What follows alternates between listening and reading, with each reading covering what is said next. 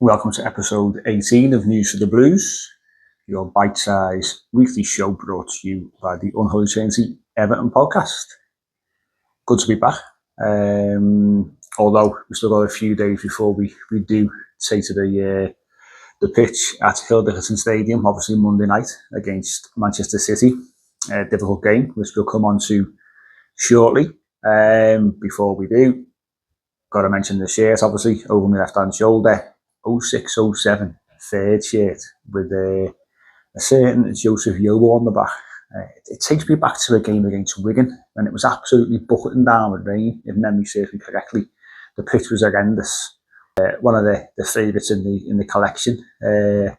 Obviously almost 20 years old now, so it's not doing too bad for its age. But if you want to, I've said this before, you want to start making your own football shirt collection or just getting some decent deals. Classic football shirts this weekend from today. I've got a good sale on. I think it's the 20th anniversary of the website and the company. So 20% off everything. Loads of Everton gear on there through the years up until this season. Loads of stuff from 24, 25, which is incredibly cheap with the 20% off code, which is CFS20. Our link as an affiliate is in the description to this episode there on YouTube and across obviously your podcast platforms as well. So if you use that would be great for us. But loads of deals for the summer. Some zip pocket shorts as well. Last year's training shorts are on there, which I got myself last week. I think they'd be down to around about £7.40 or something like that. So absolute bargain. Get yourselves on there. But obviously recording as ever post David Moyes press conference. At Everton Stadium, bit of a change. Players are down here again, doing a bit of training.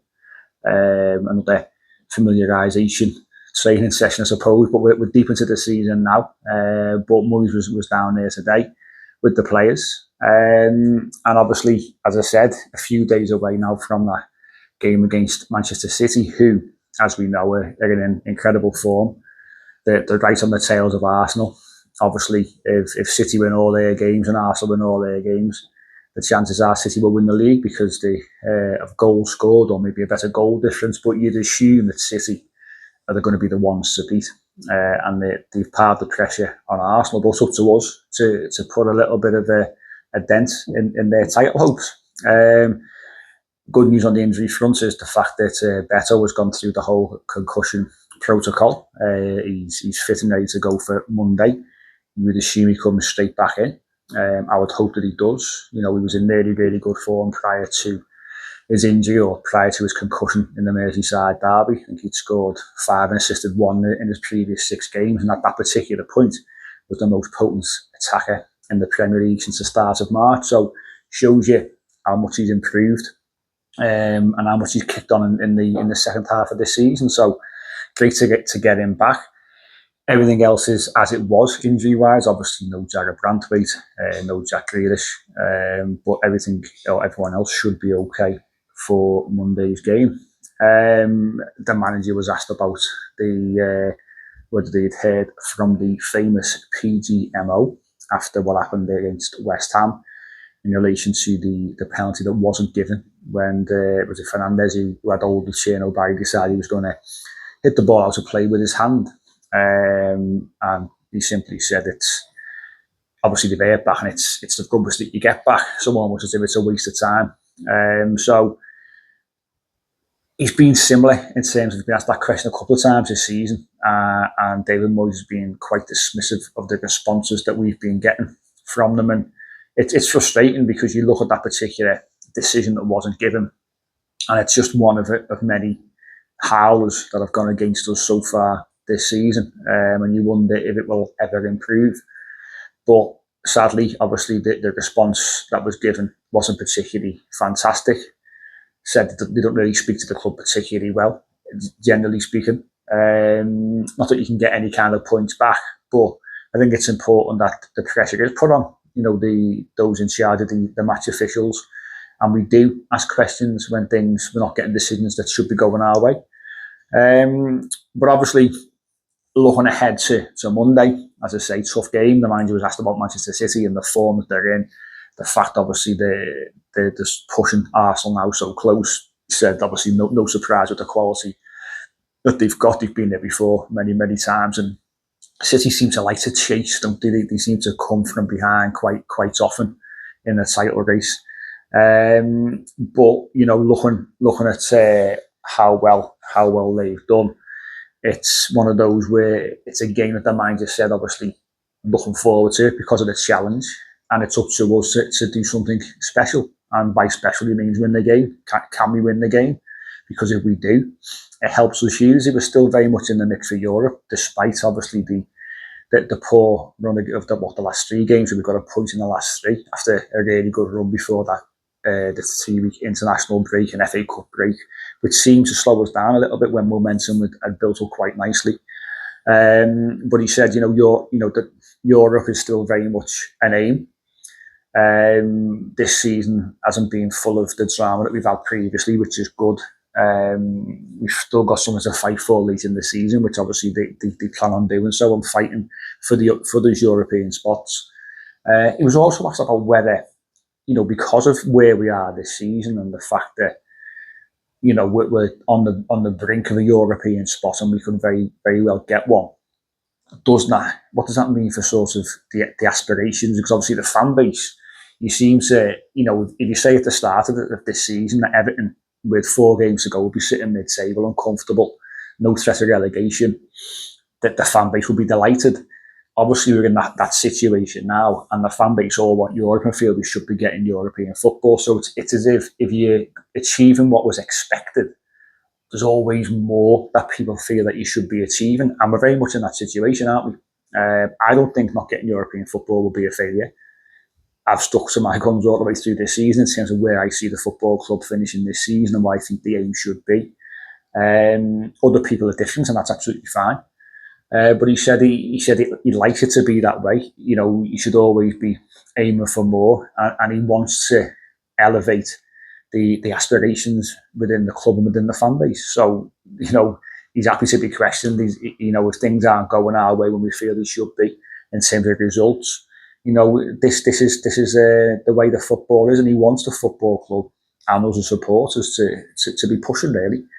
So good to hear, I suppose, good attitude, and it's nice to hear that. He also said, obviously, after the recruitment of last summer, although we did well enough, there was a lot of players. He says this time and again, that didn't come to the football club because there was no European football, and simply being in a new stadium was not enough to convince players to come in. And he said, obviously, Europe again this summer would help, but with Everton being so close to it, the chances are that will also help as well. It's not the Everton from the previous sort of 3 or 4 years that have been in a relegation battle, if you like. So players look at that and think, well, I don't want to go there. Everton is showing that they can compete for those places. It may still get one.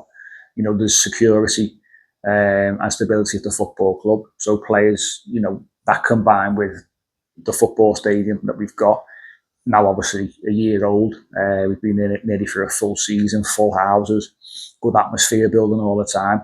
Hopefully that will get a few more players of a better quality across the line.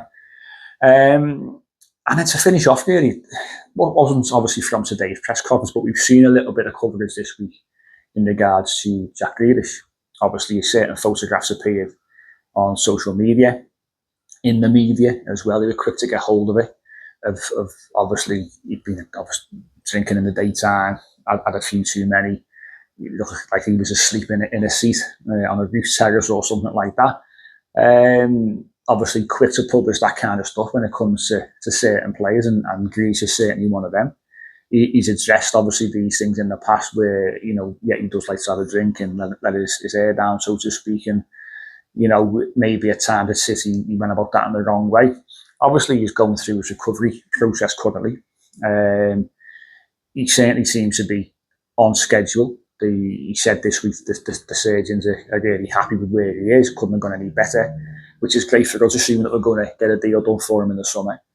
And then you see him obviously the start of the week as well down at Hill Dickinson Stadium, in terms of the work that he does with the disabled community and things like that, and being an ambassador for those kind of things. And he's a fabulous fella. Does a lot of work for the community. You saw him obviously at Finch Farm going back a couple of months ago when the Down syndrome team were in the treatment room, and obviously he was talking with them and he was laughing and joking and they were dancing, and that's what he's all about. And they're the kind of things that you want to see publicised, and they're the kind of things that get ignored from a lot of people in the media. They're so keen to sort of to knock him. But there's probably loads of players every single weekend. You have a drink, go for a drink, but maybe just don't get caught out in terms of photographs, maybe a little bit more discreet about it. But listen, it happens, not the end of the world. He's going through recovery.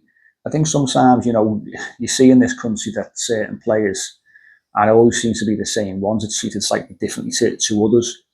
And they're put under a microscope every single time. So I feel maybe that the media needs to have a little look at themselves and think, maybe we should be cutting him a little bit more slack, because he does a hell of a lot of good work for the community, for different communities.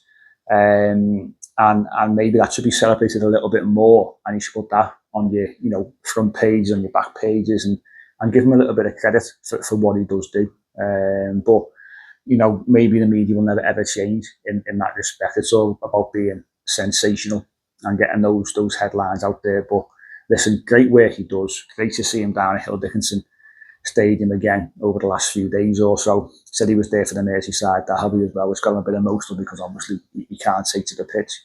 But a fella who's embraced our football club deserves immense credit, in my opinion.